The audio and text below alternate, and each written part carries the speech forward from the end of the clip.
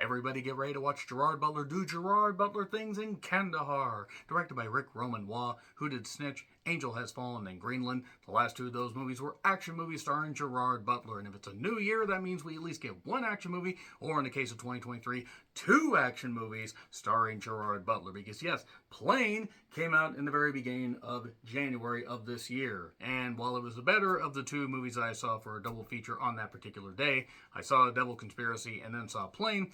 That's not saying much because, honestly, that movie didn't really fully click to me, and even though Gerard Butler was pretty reliable and a couple of the other actors are pretty good, couldn't necessarily recommend that one, but nevertheless, Gerard Butler actually is a pretty damn good actor. Seems very personable in interviews, and whether it's action movies, whether it's rom-coms, whether it's a movie like Law Abiding Citizen that I found to be quite funny and also quite endearing and ridiculous and everything, but it was shockingly endearing because he just was at the peak of his powers. Gamer wasn't even that bad. It wasn't great, but 300 is pretty much the role to put him on the goddamn map. So yeah, Gerard Butler, even if his movies aren't necessarily the best, he's usually pretty goddamn good. And now we get to see Gerard Butler in a film taking place in a couple Arab countries. And it was filmed in Saudi Arabia and the environs. And I gotta say, it was definitely true to the locale. There were many stretches of like dirt roads and everything, and they certainly went all out trying to make it seem like he was really caught in this just vicious cycle where he's just trying to get out, trying to get to safety because he's a CIA operative and he's trying to help this guy named Mo, short for Muhammad, who has his own reasons for why he is back in this particular country.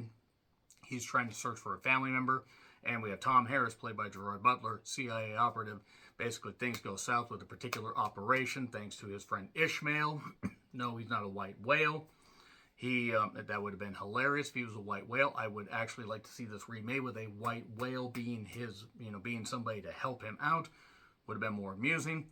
Basically, after a certain mission goes tits up, he has to fight for his life and escape to this plane. And gunfights and chase scenes and everything eventually happen, and also geopolitical stuff about how the U.S., their occupation, their helping of Afghanistan, it had a lot of, dire effects. I mean, let's be perfectly honest. The U.S. were kind of absolutely dicks, especially the government. Just saying.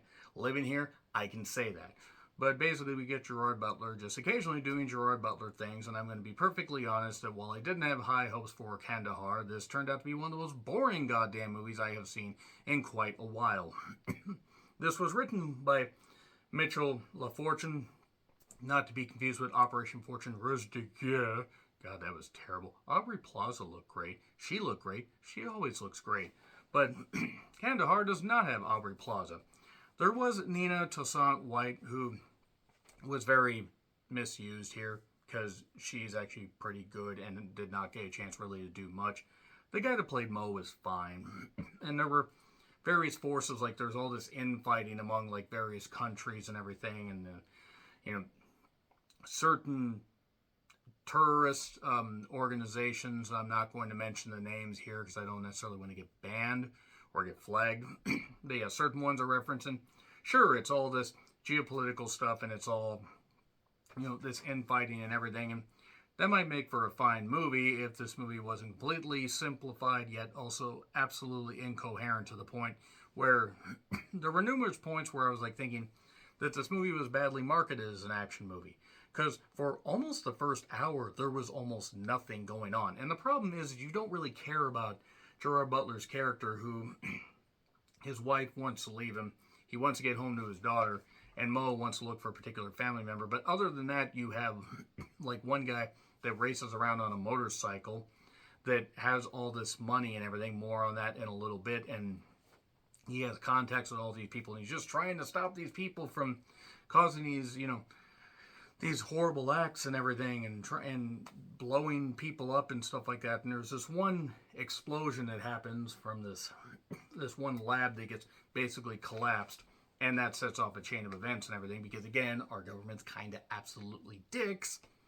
And from there, we have a movie that eventually gets to some action. The problem is, by the time it gets to the gunplay and stuff like that, you don't care. And even when it gets to the gunplay, you just have seen it all before. It's like the stuff in Plane.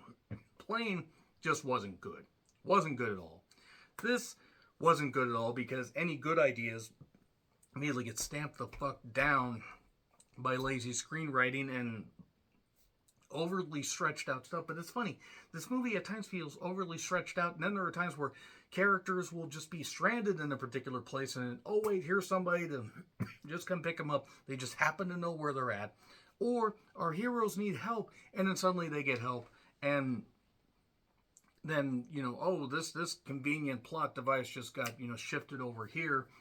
Or, oh, we have this, we just have characters that bop from location to location somehow. It's just, none of it really makes sense. And it's not that it's a hard movie to follow, but it's just, it's simultaneously simple and then also incomprehensible, because there's this thing with Nina Toussaint White, or Toussaint White, I hope I said that right, where she's embroiled in something because she's caught, being with some sensitive information. And sure, if you're in a foreign country, you probably shouldn't be doing that shit because it is dangerous, especially in, the Middle East. But nevertheless, this movie just feels muted, and by the time we get to the action, you don't care, and none of it, you don't feel like any of the characters are ever in danger. One character seems like they're aligned one way, then they're aligned this way, but oh wait, they were aligned, it was double, triple agency stuff, and and then people are getting shot and blown up, and you don't really goddamn care, and Kandahar just ends up being a bunch of cliches, human centipede together and blended together. None of it really means anything. I zoned out several times during this, and even though I tried to pay attention, the problem is that the action just felt very muted. And I didn't care one bit because I've seen it before and I didn't have fun. I didn't have fun watching this. Kandahar was very, very boring. That's all I'm going to say right there. I'm going to get into spoilers. Spoilers won't take very goddamn long, just so you know. But nevertheless, it's in theaters for now, not for long. 3, 2, 1, spoilers. Okay. Gerard Butler's Tom Harris wants to get home, but then takes on a mission from Ishmael, when he called him, ha ha ha. And this guy, Mo, is coming looking for his family. I believe his missing daughter and everything. And once they get, unified, they have to try and escape while various forces are coming after them and everything. Various forces are warring with each other, but also trying to get these guys. Tom Harris's cohort ends up getting blown up at one point because shot up after they did this thing where they, synced up a computer to give them fast internet and also blow up the goddamn lab. And then, even when, after that explosion, we get nothing. And then we get this chase scene that sort of starts, and then it just sort of ends. And then, for whatever reason, one of the villains decides, hey, I'm going to take my really, really nice, motorcycle into the goddamn desert, my race bike, and I'm not going to have enough gas. And then, suddenly somebody shows up and they have a whole bunch of gas. They just have a vehicle where they can just store it. They just happen to plop a vehicle. The vehicle just happened to be right there. And also there are these guys that are watching from this NCIS, big screen deal back in the U.S., that are like, oh, this guy's really good. We should find out more about it. It's like, oh, we hope we can get him home. We hope we can figure this stuff out. We could do something, but we're not going to do something until the movie tells us. And then Mo actually does confront the man that led to the death of his son, but forgave him because, A, they were outnumbered, massively. And then Tom Harris, there's a point before that where Gerard Butler is, shooting, has a gun. He's, obviously shooting with a gun. And he's, firing at this helicopter that ends up eventually blowing up. But it's done with sort of night vision, sort of not, and it's not very well shot at all. It's kind of ridiculous.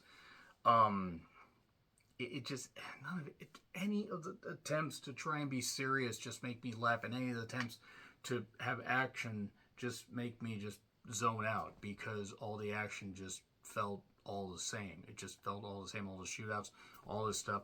It turns out that Ishmael may have been a double agent, may have not, may have just pretended to be with this particular terrorist group, and then unified, and then got back with, Tom Harris and Mo, and helped them escape and everything, and they escaped to this one particular area, this British base, where they managed to escape, but not before a bunch of these, tourist people show up in all these SUVs. But then the two guys I was referring to that were at the NCIS type setup, this one guy says, you know what, I'm just going to call a strike. Well, I don't think we can do that. We don't have the authority. Well, they could fire me. And then you know what he does? He calls a strike and blows them up. He blows up all the vehicles, pretty much all the goddamn vehicles. If he could have done that, he should have done 30 goddamn minutes ago, and then maybe Kandahar wouldn't have been just interminable and ridiculous. Or maybe you could have just done that at the beginning and ended the goddamn movie, because this movie has no right to fucking exist.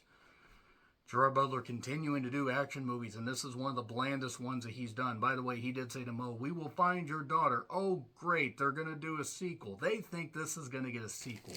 They think this is going to get a goddamn sequel. Eat shit, Kandahar. Eat shit. F. He gets an F. This is terrible. This is goddamn terrible. This is one of the laziest action movies they've done in a while.